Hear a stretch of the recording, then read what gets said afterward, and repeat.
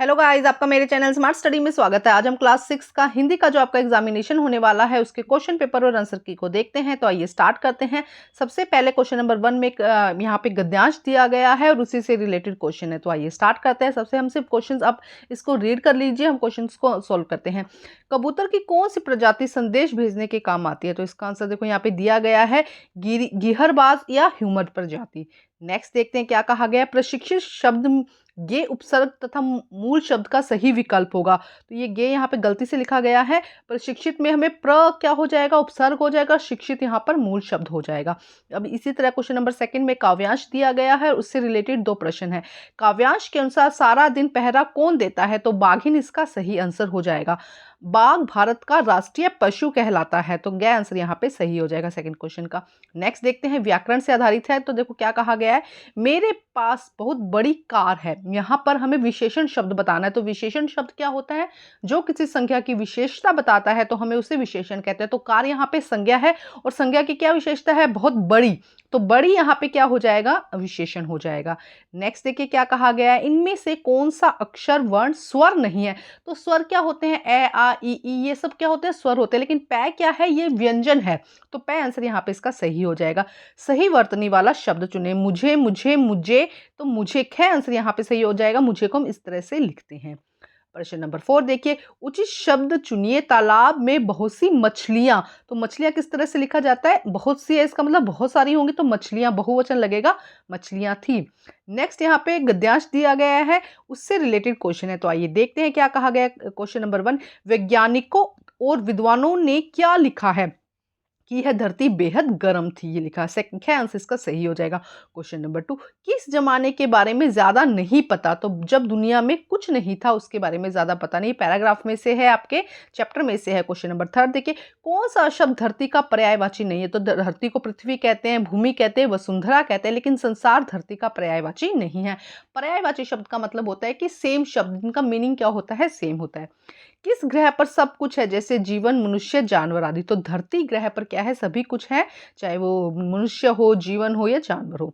अब यहाँ पे आपकी बुक में से काव्यांश दिया गया है, एक से एक मिले कतरा तो बन जाता है दरिया। ये वाला पैराग्राफ दिया गया है, साथ ही हाथ बढ़ाना चैप्टर से लिया गया है। तो फर्स्ट क्वेश्चन यहाँ पे है कि इसके जो वो कवि कौन है? फर्स्ट जो पोयम है, तो इसके कवि है साहिर लुधियानवी। ठीक है। सेकंड क्वेश्चन देखते हैं, काव्यांश के अनुसार एक एक कतरा मिलकर क्या बनता है? तो एक एक कतरा मिलकर दरिया बनता है। सेकंड का आंसर यहाँ पे सही हो जाएगा। क्वेश्चन नंबर 3 देखिए, किस्मत कब बस में होती है? जब इंसान मिलकर कार्य करते हैं तो इस जो किस्मत है वो क्या हो जाती है? बस में हो जाती है। पद्यांश के अनुसार मुहावरा पूरा करना है, राई का पहाड़ बनाना। तो क्या हो जाएगा इसका? राई का पहाड़ बनाना है आंसर यहाँ पे सही हो जाएगा। क्वेश्चन नंबर यहाँ पर देखते हैं, निम्नलिखित प्रश्नों के उत्तर दीजिए। लेखिका हेलन केलर कहाँ की मूल निवासी थी? तो इसका आंसर हो जाएगा, अमेरिका की। थोड़ा सा क्वेश्चन कंफ्यूजिंग है, एक बार चेक करके फिर आपको बताऊंगी। नेक्स्ट देखते हैं, पाठ ऐसे ऐसे में पड़ोसी का क्या नाम था? तो दीनानाथ यहाँ पे आंसर सही हो जाएगा। नेक्स्ट प्रश्न नंबर 7 देखते हैं, मैं सबसे छोटी हूं कविता के रचनाकार कौन है? सुमित्रा नंदन पत। नेक्स्ट देखिए, फौलादी सीने और बाहें क्या कर सकती है? सब पर विजय प्राप्त कर सकती है। घ आंसर यहाँ पे सही हो जाएगा, सब पर विजय प्राप्त कर सकती है। उसके बाद यहाँ पर संज्ञा जो व्याकरण से रिलेटेड प्रश्न दिए गए हैं, तो आइए देखते हैं इसका आंसर। सबसे पहले दिया गया है, निम्नलिखित संज्ञा शब्दों के भेद लिखिए। तो पाठशाला, पाठशाला क्या हो जाएगा? जातिवाचक।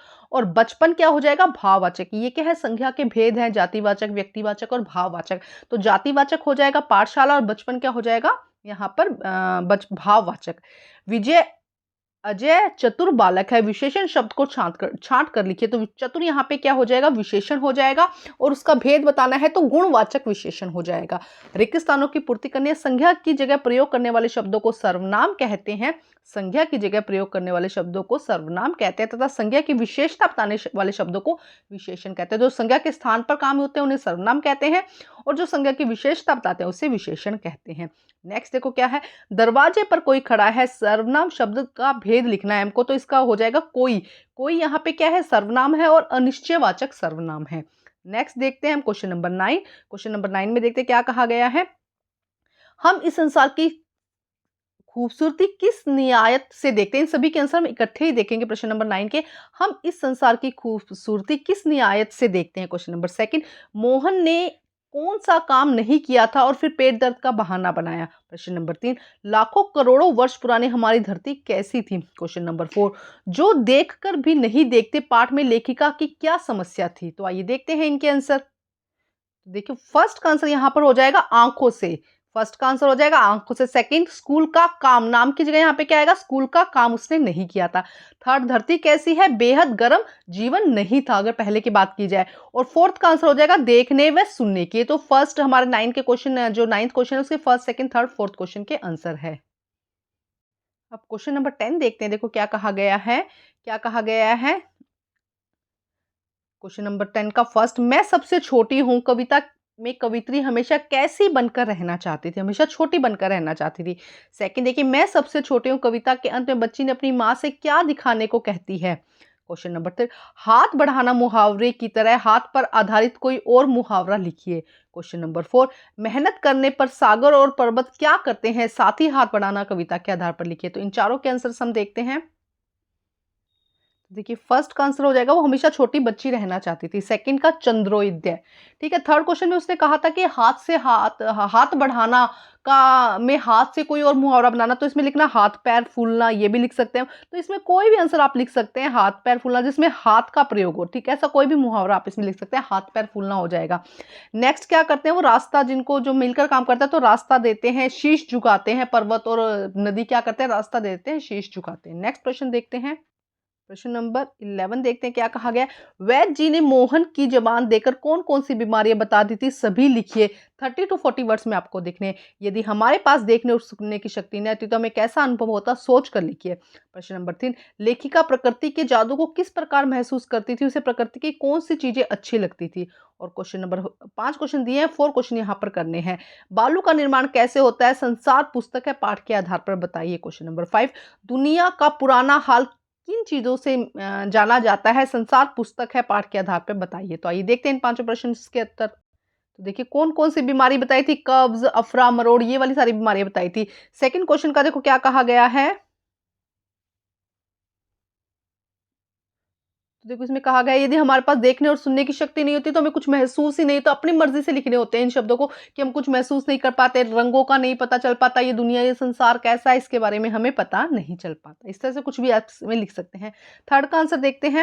देखो क्या हो जाएगा थर्ड का। सुनकर, छूकर, झरने का पानी, मखमल घास, चीड़ के पेड़ की खुदरी छाल, फूलों की घुमावदार मखमली पंखुड़ियां, चिड़ियों का मधुर स्वर, ये सब क्या है? हम सुन या देख नहीं पाते। ये प्रश्न नंबर 3 है, सॉरी, इसके अंदर तो लेखिका ये महसूस करती थी इन चीजों के बारे में, ये उसको प्रकृति के बारे में महसूस होता था। क्वेश्चन नंबर 4 में बालू कैसे बनते हैं? तो चट्टाने टूटकर छोटे छोटे टुकड़ों में बिखर जाती है, नदियों से लुढ़कते लुढ़कते वे विभिन्न आकार ले लेती है और इनके निरंतर टूटने की अंतिम प्रक्रिया से बालू बन जाती है। प्रश्न नंबर 5 देखिए, पहाड़, समुद्र, नदियां, जंगल, जानवरों की पुरानी हड्डियां, पत्थर के टुकड़ों से हमें पता चलता है कि हमारा जो इतिहास है वो कैसे था, पहले धरती कैसी थी। प्रश्न नंबर 12 देखते हैं जिसमें कहा गया 30 से 40 शब्दों में 3 प्रश्न आपको करने हैं। कविता मैं छोटी हो जाऊं में ऐसा क्यों कहा है कि माँ बड़ा बनाकर माँ बच्चों को छलती है? क्या आप भी सदैव छोटे बनकर रहना चाहोगे या बड़े बनना चाहोगे? अपने विचार में लिखिए। तो अपने आप के अकॉर्डिंग क्या लगता है आपको? प्रश्न नंबर 2 का आंसर देखो, आपको अपने हिसाब से लिखना है कि जब छोटे होते हैं तो सभी हमको प्यार करते हैं, जैसे जैसे बड़े होते हैं तो घर की, परिवार की जिम्मेवारी हम पर आ जाती है। तो आपको क्या लगता है, आप उसके हिसाब से लिखिए कि आप हमेशा छोटे रहना चाहोगे या आप चाहते हो कि बड़े रहना चाहोगे। तो स्वतंत्र आंसर होता है, इसको अपने शब्दों में लिखना होता है। प्रश्न नंबर 3 में कवि साथियों से हाथ बढ़ाने के लिए क्यों कहता है कि और इसके क्या क्या लाभ है? प्रश्न नंबर 4, कवि साथ ही हाथ बढ़ाना के आधार पर बताइए कि इंसान मेहनत के दम पर क्या क्या कर सकता है। तो देखो अगर हम पहले बात करते हैं, जब बच्चा बड़ा होता है तो माँ उससे व्यस्त करके खुद दूसरे काम करती है। जैसे कि बच्चा जब बड़ा हो जाता है तो माँ का ध्यान थोड़ा हट जाता है ना, छोटा होता है तो क्योंकि वो पूरी तरह से माँ पर डिपेंड होता है तो सारा कुछ माँ को ही देखना होता है। जैसे जैसे वो बड़ा होता है अपना काम खुद करने लगता है तो माँ भी दूसरे कामों में व्यस्त हो जाती है। सेकंड का आपको अपने शब्दों में लिखना था। प्रश्न नंबर 3, मिलकर रहने की भावना, संयोग और सफलता, इससे कार्य आसान हो जाते हैं। क्वेश्चन नंबर 4, भाग्य बदल सकता है, सागर पर्वत पर विजय प्राप्त कर सकता है, पहाड़ पर रास्ता बना सकता है, भाग्य की नई रेखा बना सकता, मतलब ये नहीं कह सकता कि मेहनत करने से कुछ नहीं होता, सब कुछ क्या होता है? मेहनत करने से ही होता है। उसके बाद प्रश्न नंबर 13 है जिसमें 80 से 100 शब्दों में अनुच्छेद लिखना है। मेरा प्रिय विषय, मित्रता या एक अच्छा विद्यार्थी। क्वेश्चन नंबर 14 देखिए, इसमें क्या कहा गया है कि आपके विद्यालय में खेल का पूरा सामान पूरा नहीं है। आपके प्रधानाचार्य को इसके बारे में बताते हुए 80 से 100 शब्दों में एक पत्र लिखना है, या अपनी माता जी को हैप्पीनेस क्लास के बारे में बताते हुए 80 से 100 शब्दों में एक पत्र लिखना है। तो ये शब्द आप खुद करिए क्योंकि ये लिखने वाले होते हैं और इससे आपका क्या होता है, स्किल अच्छा होता है, लिखने की जो अच्छी पावर होती है, अच्छे नंबर मिल जाते हैं। 5-5 नंबर का है तो ऐसे क्वेश्चन ये जरूर आपको करने हैं और अपने ही शब्दों में आपको इसको लिखना है। तो ये बहुत इंपॉर्टेंट क्वेश्चन है। आप सैंपल पेपर भी मेरे चैनल पर हैं, आप वो भी कर सकते हैं, अच्छी सी प्रैक्टिस कर सकते हैं। एग्जैक्ट ऐसा पेपर नहीं आएगा, लेकिन हाँ क्वेश्चंस क्या है, इंपॉर्टेंट है तो रिपीट हो सकता है, तो अच्छे से तैयारी करके जाइएगा। Thank you guys.